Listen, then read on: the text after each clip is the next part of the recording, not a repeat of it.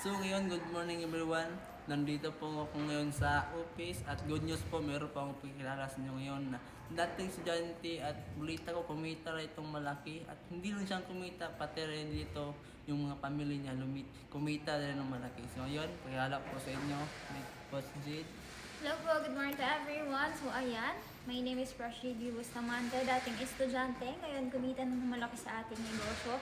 So maganda po na nag-aaral, pero mas maganda din po na hindi na po humihingi ng pera sa magulang. So mas pinili ko po yung negosyo natin gawin kaysa po na mag-aral, kasi hihingi at hihingi ako sa magulang ko. Kaso nga lang, marami kaming magkakapatid na nag-aaral. So mas pinili ko po magpaubaya. Ito na po yung ginawa ko. Kaya po kumita po ako ng malaki. At the same time, buong family ko po is member din po ng ating community.